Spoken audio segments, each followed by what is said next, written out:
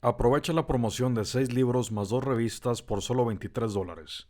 Ahorra más de $45 con esta promo. Encuentra los libros en nuestra página web, más info en la descripción del video.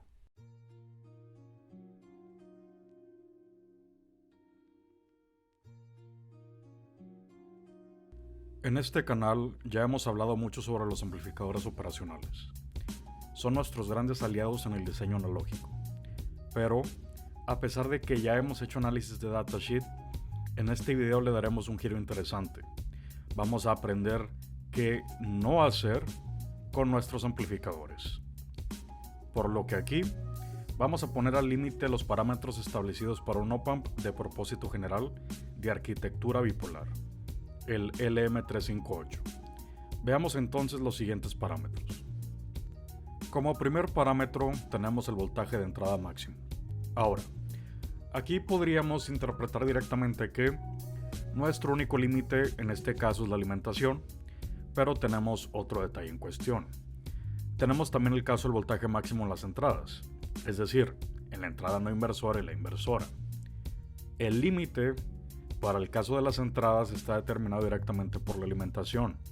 Si tenemos una alimentación de 12 volts, nuestro voltaje máximo de entrada será este mismo. Comprobemos entonces estos parámetros en el osciloscopio.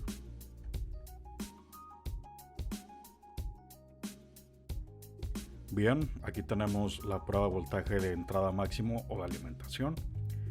Aquí primero tenemos un voltaje de 32 volts, vamos a irlo incrementando y vamos a ver hasta qué amplitud deja de funcionar el amplificador. Llegamos a los 60 volts y ya tenemos al amplificador prácticamente muerto. Ahora, obviamente, en el datasheet se especifica otro valor que es menor, entre 35 volts aproximadamente para una alimentación de single rail. Los amplificadores o semiconductores pueden soportar niveles superiores, pero no significa que estén diseñados para eso, y aquí lo podemos comprobar. Aunque bajemos la amplitud a un nivel seguro, ya no obtenemos el funcionamiento deseado, por así decirlo. Bien, ahora tenemos el parámetro de voltaje de entrada en las entradas del amplificador, la inversora y no inversora. Aquí tenemos una señal amplificada y debajo tenemos la entrada al amplificador con una división de 2 volts por división. Ahora vamos a ir incrementando la entrada y podemos ver que ocurre en la salida, que recuerden es la señal amarilla, ocurre una atenuación o más bien un desplazamiento hacia arriba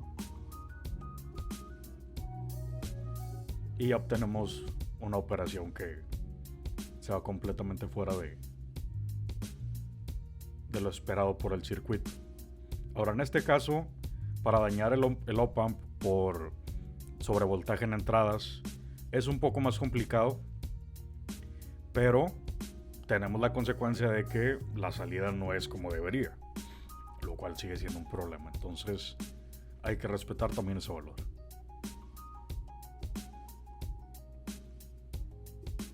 Como ingenieros electrónicos y diseñadores, constantemente buscamos un proveedor de componentes rápido y seguro. UT-Source tiene todo lo que necesitamos, desde componentes pasivos como resistencias y capacitores, circuitos integrados, microcontroladores, conectores y demás. Todo en un mismo sitio.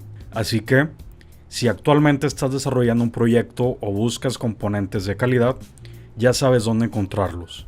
Ve a www.utsource.net y descubre sus servicios, envíos globales y métodos de pago sencillos.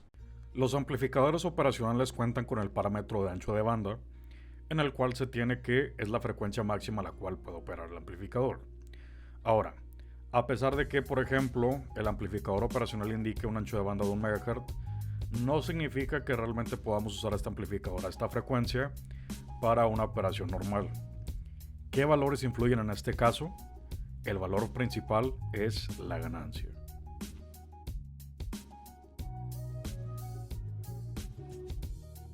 Bien, aquí tenemos la prueba. La señal amarilla es la salida del amplificador y la morada es la entrada del amplificador. Con una señal de 10 kHz vamos a ir incrementando Aquí tenemos el op-amp como amplificador no inversor con una ganancia de 2 y podemos ver que ya existe una atenuación. En lugar de amplificar, empieza a atenuar por el incremento en la frecuencia de operación. Tenemos la atenuación a aproximadamente 50 kHz.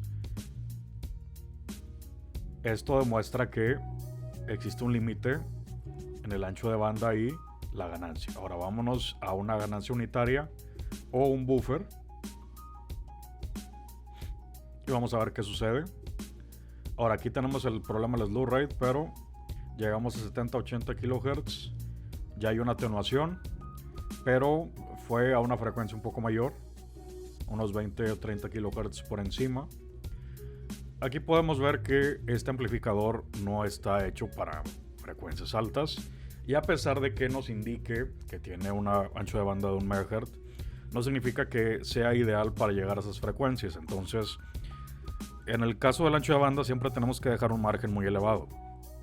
Si tenemos una frecuencia de operación de 100 kHz, especialmente si tenemos una ganancia de por medio, lo ideal es de que el amplificador tenga un ancho de banda de 5 MHz o 10 MHz para que no exista atenuación y no exista el problema del slew rate. Entonces hay que tomar este punto muy en cuenta cuando tratamos con amplificación de señales a alta frecuencia. La velocidad del slew rate en los op-amps nos afecta de muchas maneras, pero aquí vamos a verlo específicamente con una señal cuadrada, que es donde mejor lo podemos apreciar. En muchos casos vamos a necesitar amplificar señales cuadradas, sea PWM u otro tipo de señales de carácter digital. El slew rate entonces nos afecta en la forma de onda de la señal, en la cual nos puede o nos va a perjudicar en los casos de alta frecuencia. Veamos un caso directo.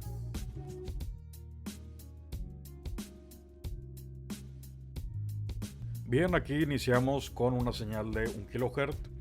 Arriba es la salida, debajo es la entrada. Y aquí podemos ver que la diferencia en el cambio de estado o el slew rate es mínimo. No nos representa realmente un problema y inclusive no es tan sencillo visualizarlo. Pero si nos vamos a una señal de 10 kHz, ahora ya empezamos a ver que pues ya existe un retardo un poco más considerable. Vamos a medir con los cursores y tenemos que la duración es aproximadamente de 8 microsegundos. Pero pues ya se empieza a pronunciar, aunque a este nivel no es como que sea realmente un problema todavía. Ahora, ¿qué pasa si elevamos la frecuencia aún más? Vámonos elevando a los 40 kHz y ya vemos que tenemos un desfase considerable en el cual la caída y subida ya está muy retardada en comparación a la señal de entrada. Esto nos puede representar un problema en la forma en la que detectamos los niveles altos y bajos de una señal cuadrada.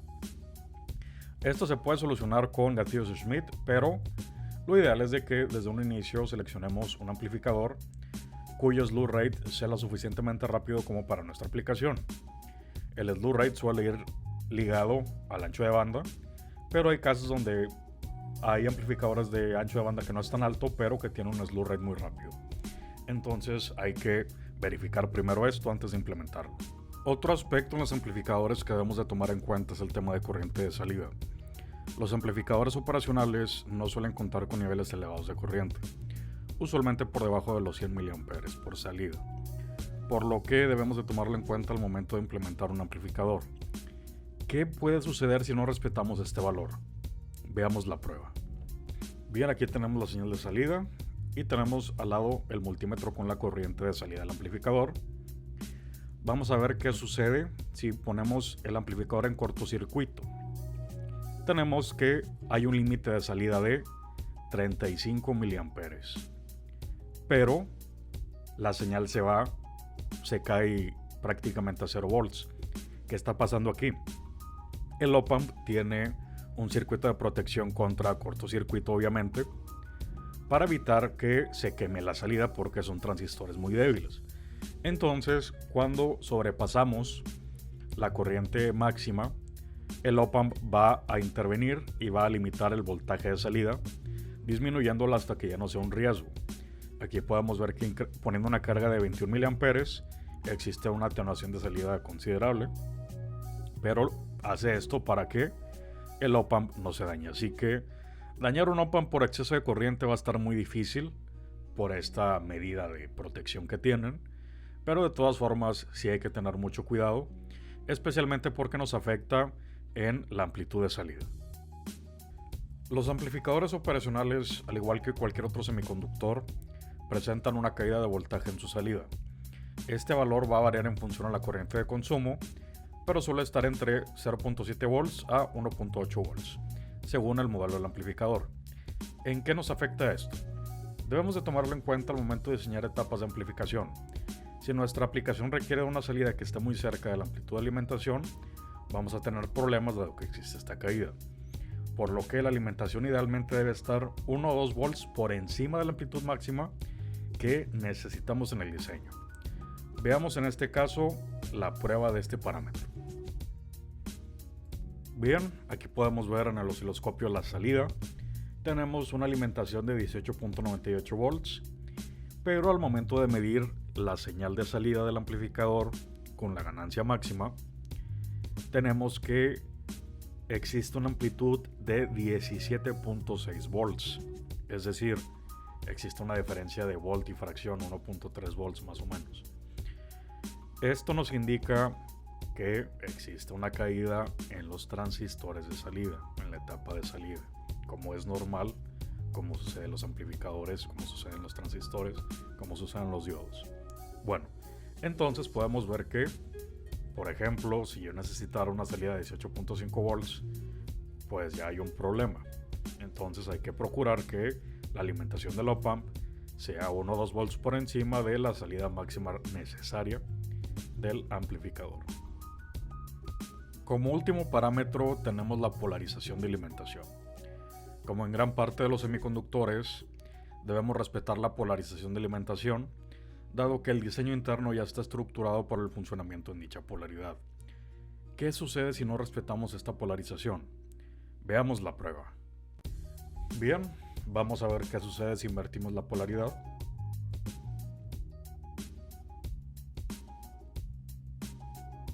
Aquí tenemos que entra en cortocircuito y el humo mágico va a salir en unos momentos. Vamos a incrementar la corriente máxima de salida de la fuente. Tenemos un consumo muy alto de corriente y ya salieron los humos mágicos, entonces descansa en paz el amplificador. Esto es lo que sucede cuando alimentamos con polaridad inversa los op-amps, así que mucho cuidado con esto porque es muerte directa. No se puede apreciar ninguna ruptura, por suerte no explotó, pero pues sí libera el humo, lo cual ya es el signo de muerte. Bien, ya hemos visto entonces los parámetros más comunes en los cuales podemos caer en error al momento de implementar un amplificador operacional.